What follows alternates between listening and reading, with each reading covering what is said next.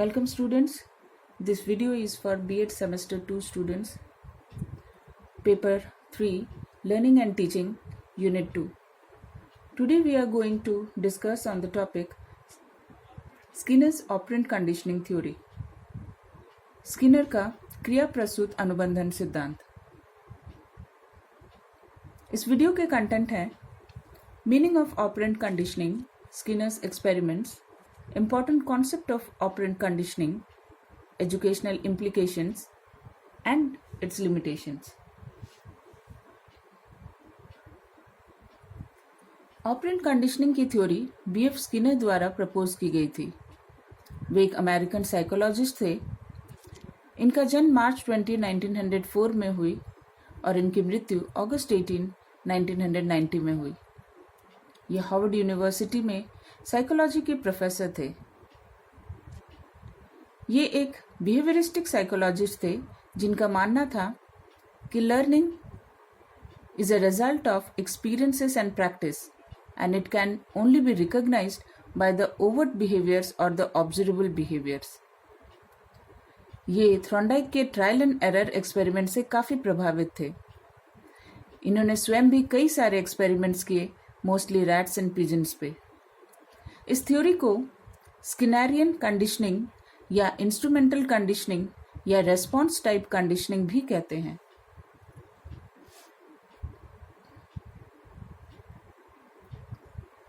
Now let us discuss what is the meaning of operant conditioning.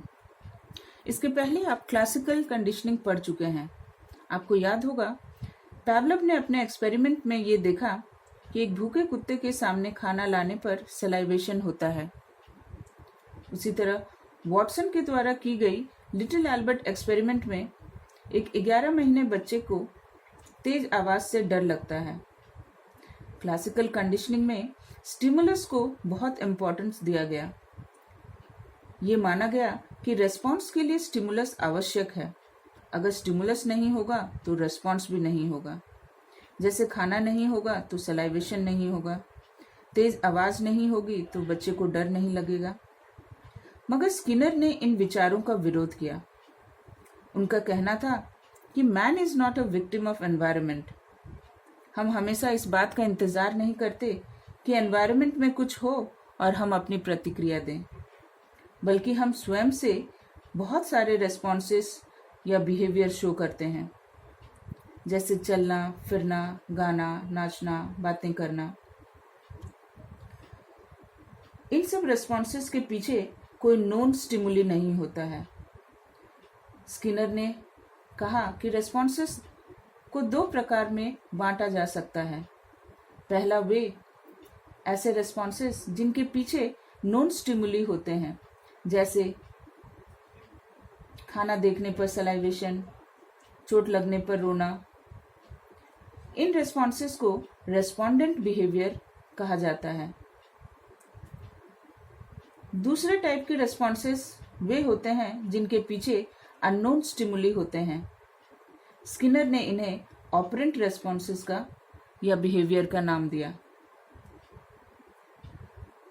Skinner ने कहा कि जीव स्वयं से एनवायरनमेंट पर कोई क्रिया करता है या ऑपरेट करता है और बदले में एनवायरनमेंट भी कुछ प्रतिक्रिया करती है. अगर प्रतिक्रिया अच्छी होती है तो हम अपने बिहेवियर को रिपीट करते हैं और अगर प्रतिक्रिया बुरी होती है तो हम अपने बिहेवियर को सुधारते हैं या अवॉइड करते हैं.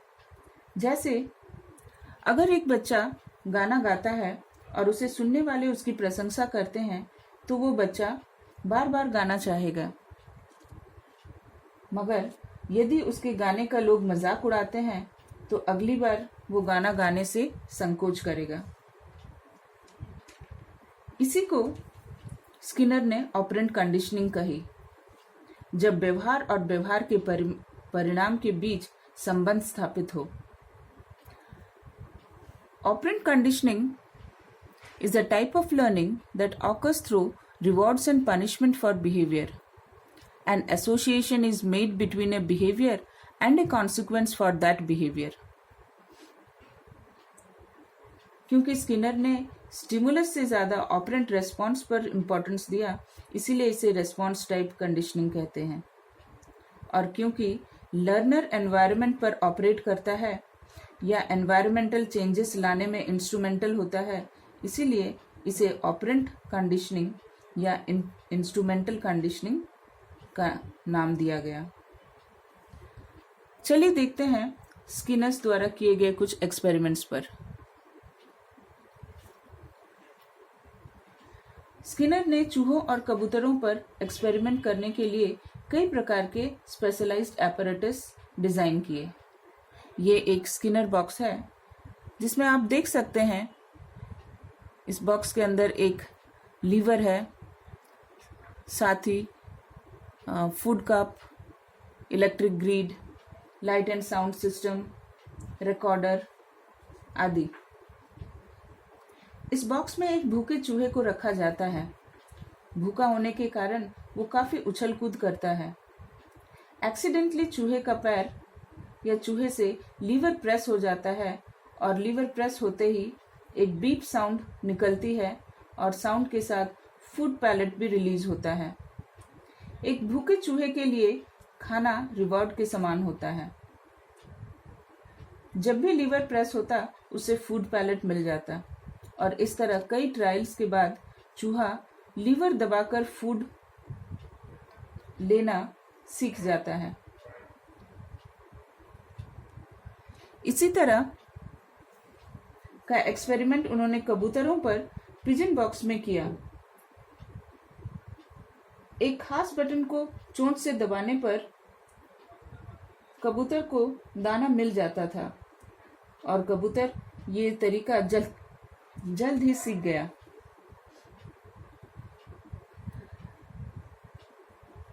स्किनर ने स्किनर बॉक्स और पिजन बॉक्स में चूहों और कबूतरों पर सीरीज ऑफ एक्सपेरिमेंट्स कंडक्ट किए और उनके आधार पर कई तरह के कॉन्सेप्ट्स प्रतिपादित किए।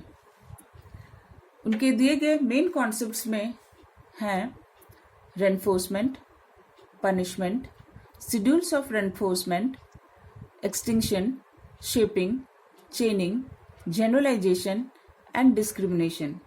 हम एक एक कर इन सभी कॉन्सेप्ट्स पर डिस्कशन करेंगे। रेनफोर्समेंट एंड पनिशमेंट, पुनर्बलन एवं दंड।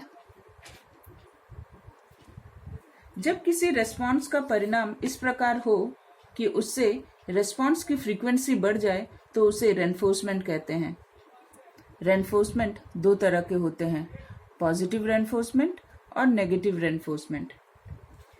पॉजिटिव रेनफोर्समेंट में जब फेवरेबल या प्लीजेंट आउटकम होने पर रेस्पॉन्स को बल मिले तो उसे पॉजिटिव रेनफोर्समेंट कहते हैं। जैसे होमवर्क खत्म होने पर बच्चे को टॉफी देना या खिलौना समेट कर रखने पर उसकी तारीफ करना, अच्छी हैंडराइटिंग से लिखने पर कॉपी में स्माइली चिपका देना, ये सब पॉजिटिव रेनफोर्समेंट के एग्जाम्पल्स हैं। स्किनर के एक्सपेरिमेंट में फूड पैलेट पॉजिटिव रेनफोर्समेंट थे। नेक्स्ट है नेगेटिव रेनफोर्समेंट। जब किसी अनप्लीजेंट या पेनफुल इवेंट के हटने पर या दूर करने पर किसी रेस्पॉन्स को बल मिले तो उसे नेगेटिव रेनफोर्समेंट कहते हैं। जैसे अगर किसी बच्चे को दूध पीना पसंद नहीं है तो हम उसे कह सकते हैं कि रूम साफ करोगे तो आज दूध नहीं पीना पड़ेगा। तो ये एक नेगेटिव रेनफोर्समेंट का एग्जाम्पल हुआ। सिमिलरली होमवर्क नहीं करने पर आज प्लेट साफ करनी नहीं पड़ेगी। इसी प्रकार स्कॉलरशिप रुक जाने के डर से बच्चे अच्छी पढ़ाई करते हैं, या अलार्म की बीपिंग साउंड को बंद करने के लिए हम जल्दी से उस बटन को दबाते हैं। स्किनर ने भी अपने एक्सपेरिमेंट में नेगेटिव रेनफोर्समेंट पर प्रयोग किया। स्किनर ने अपने बॉक्स के फ्लोर में एक इलेक्ट्रिक ग्रिड लगाया था। इसके जरिए चूहे को लो इलेक्ट्रिक शॉक दिया गया तो वो इधर उधर भागने लगा। गलती से उससे लीवर दब जाता है और वो शॉक बंद हो जाता है। कुछ ट्रायल्स के बाद स्किनर ने देखा कि चूहा शॉक को बंद करने के लिए या रोकने के लिए लीवर दबाना सीख जाता है। यहाँ इलेक्ट्रिक शॉक एक नेगेटिव रेनफोर्समेंट का काम कर रहा है। नेक्स्ट है पनिशमेंट।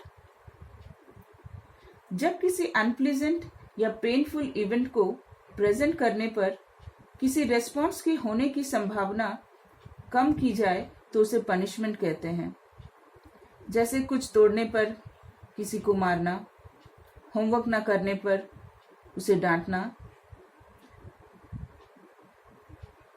कक्षा में बात करने पर उसे क्लास से बाहर कर देना आदि। स्किनर ने पाया कि पनिशमेंट का असर जल्दी होता है, मगर उन्होंने पनिशमेंट का प्रयोग करने का विरोध किया। उनका कहना था पनिशमेंट से बिहेवियर सप्रेस होता है, न कि मॉडिफाई, इसीलिए लॉन्ग टर्म में बच्चे के लिए ये उचित नहीं है। नेक्स्ट है शेड्यूल्स ऑफ रेनफोर्समेंट। स्किनर ने अपने एक्सपेरिमेंट्स में ये भी देखा कि अगर रेनफोर्समेंट कंडीशनिंग इस बात पर भी निर्भर करती है कि रेनफोर्समेंट कब, कितने बार और कितनी अवधि में दिया गया। इसे इन्होंने शेड्यूल्स कहा। The first schedule is continuous reinforcement schedule. इसका अर्थ है प्रत्येक करेक्ट रेस्पॉन्स के बाद रिवॉर्ड करना। फॉर एग्जाम्पल, अगर हम स्पेलिंग टेस्ट ले रहे हो तो हर करेक्ट स्पेलिंग के लिए एक कैंडी देना, इसका एग्जाम्पल हो सकता है। Fixed interval reinforcement schedule. इसमें एक फिक्स इंटरवल ऑफ टाइम के बाद रिवॉर्ड दी जाती है।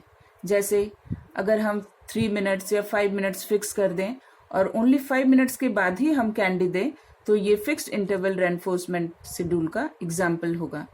इसमें इस अवधि में कितने करेक्ट रेस्पॉन्सेस दिए गए ये मायने नहीं रखता। Next is fixed ratio reinforcement schedule. इसमें एक फिक्स्ड नंबर ऑफ रेस्पॉन्सेस के बाद ही रिवॉर्ड दी जाती है। अगर हम ये नियम बना लें कि 5 करेक्ट आंसर्स होने पर ही हम कैंडी देंगे तो ये एक फिक्स्ड रेशियो रेनफोर्समेंट का एग्जाम्पल होगा। Next is variable reinforcement schedule. इसमें रिवॉर्ड देने का कोई टाइम फिक्स नहीं होता है, ये कभी भी दिया जा सकता है। इस तरह के रेनफोर्समेंट शेड्यूल में मोटिवेशन लेवल बहुत हाई रहता है क्योंकि सब्जेक्ट को रिवॉर्ड मिलने की आशा हमेशा रहती है। इसका एग्जाम्पल जुआ खेलना हो सकता है। इसमें लोग कभी कभी ही जीतते हैं मगर वे हाईली मोटिवेटेड रहते हैं। Next is shaping. स्किनर ने अपने एक्सपेरिमेंट में पाया कि चूहे या कबूतर को एक्सीडेंटली लीवर या की दबाने में काफी समय लग रहा है क्योंकि ये उनका नेचुरल सेटिंग नहीं है। इसीलिए उन्होंने इस बिहेवियर को छोटे छोटे स्टेप्स में बांटा और हर स्टेप में उन्होंने रेनफोर्समेंट दिया। पहला स्टेप, कबूतर के बटन की ओर मुड़ने पर उसे रेनफोर्समेंट दिया गया। दूसरा स्टेप, अपना सिर उस ओर मोड़ने पर उसे रेनफोर्समेंट दिया गया। एंड थर्ड स्टेप, कबूतर के बटन के लेवल तक अपना सिर उठाने पर उसे रेनफोर्समेंट दिया गया। और चौथा स्टेप, बटन पर चोंच लगाने पर उसे रेनफोर्स किया गया। इस तरह छोटे छोटे स्टेप्स को रेनफोर्स करने पर यह पाया गया कि कबूतर जल्द ही बटन को दबाने सीख जाते हैं। इसे ही शेपिंग कहा गया। Shaping is to train one to learn difficult और complex behaviour through a chain of simple steps और रेस्पॉन्सेस।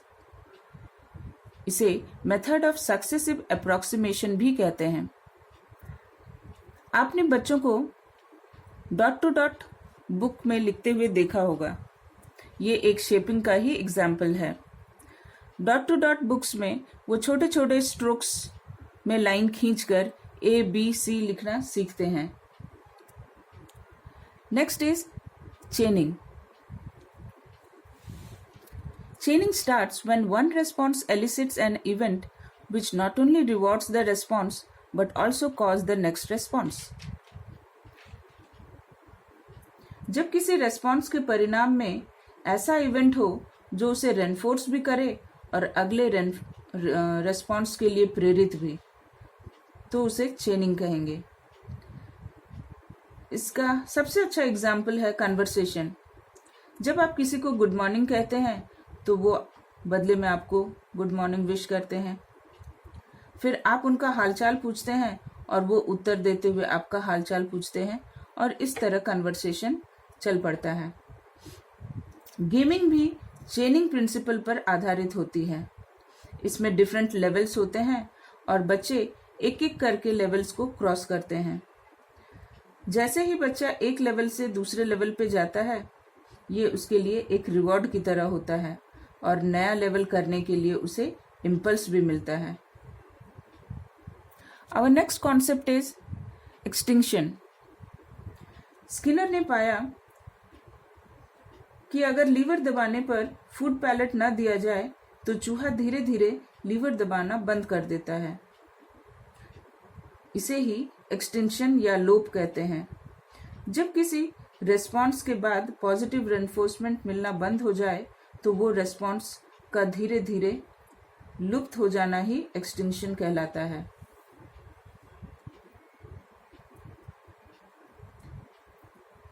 जनरलाइजेशन।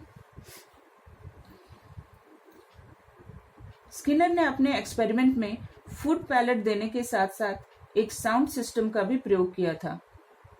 ट्रेनिंग के बाद उन्होंने साउंड के डिफरेंट इंटेंसिटीज पर प्रयोग किया। उन्होंने पाया कि सिमिलर इंटेंसिटीज को चूहे या कबूतर पहचान रहे थे। इसे ही जनरलाइजेशन कहते हैं। Generalisation is a learning process where the organism learns to provide similar operant responses to a stimuli similar to but not same as the training stimulus. For example, अगर आप किसी बच्चे को पेंसिल्स की मदद से एडिशन और सब्सट्रैक्शन सिखाते हैं तो वो जल्द ही सीख जाता है। अगर आप उसे पेंसिल की जगह मार्बल्स देते हैं तब भी वो एडिशन और सब्सट्रैक्शन कर लेता है। ये एक जनरलाइजेशन का ही उदाहरण है। Our next concept is discrimination. Skinner ने पिजन बॉक्स में एक लाइट का प्रयोग किया था। खाना देने से पहले वो लाइट जलता। ट्रेन्ड पिजन्स को इसमें रखा गया। पिजन बटन दबाता मगर दाना नहीं निकलता। केवल लाइट जलने के बाद ही दाना निकलता। पिजन जल्दी ही ये सीख गया कि जब लाइट जलेगा तभी उसे फूड मिलेगा। इस प्रोसेस को डिस्क्रिमिनेशन कहते हैं। It is the process of using cues और signals to determine when a behavior is likely to be reinforced or not. For example, बच्चे को जब हम गोल्डन वर्ड्स सिखाते हैं जैसे thank you, sorry, welcome, please, तो वो बड़ी आसानी से सीख जाते हैं। धीरे धीरे उन्हें समझ में आ जाता है कि इनका प्रयोग घर से ज्यादा बाहर करने पर तारीफ मिलती है।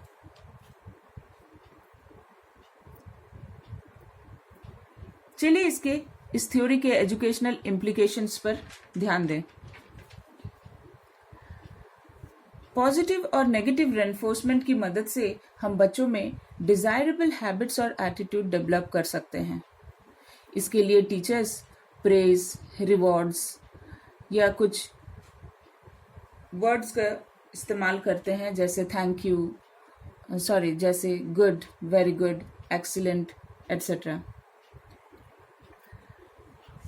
स्किनर ने यह भी पाया कि अगर प्रॉपर बिहेवियर को इमीडिएटली रेनफोर्स किया जाए तो वो बिहेवियर अच्छे से मेंटेन होता है। इस प्रिंसिपल का भी टीचर्स और पेरेंट्स काफी प्रयोग करते हैं। शेपिंग और ट्रेनिंग के प्रिंसिपल्स पर बहुत सारे बिहेवियर मॉडिफिकेशंस भी किए जाते हैं। स्किनर के अनुसार पनिशमेंट को अवॉइड करना चाहिए, जैसे हमने डिस्कस किया कि इसके लॉन्ग टर्म इफेक्ट्स अच्छे नहीं होते हैं और ये बिहेवियर को सिर्फ सप्रेस करता है, मॉडिफाई नहीं करता। शेपिंग और चेनिंग पर प्रोग्राम लर्निंग भी आधारित है।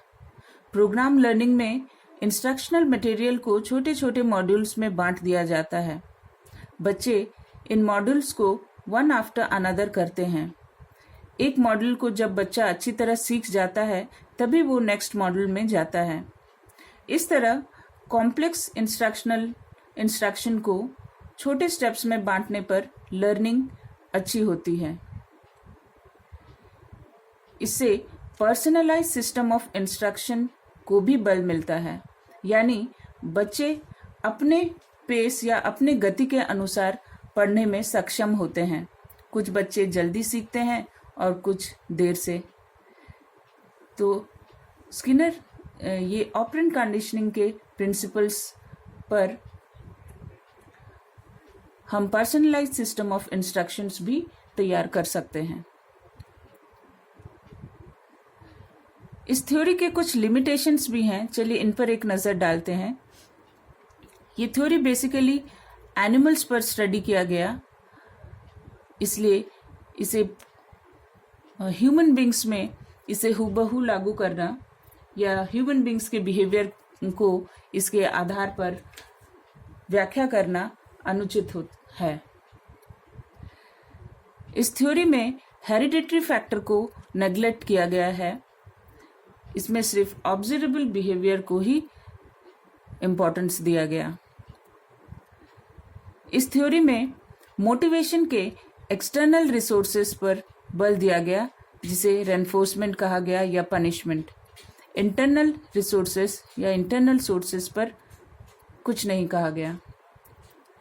इस थ्योरी में ह्यूमन थिंकिंग से जुड़े हुए कई इंपॉर्टेंट कॉन्सेप्ट जैसे क्रिएटिविटी, क्यूरियोसिटी, स्पॉन्टेनिटी जैसे कॉन्सेप्ट्स को नेग्लेक्ट किया गया।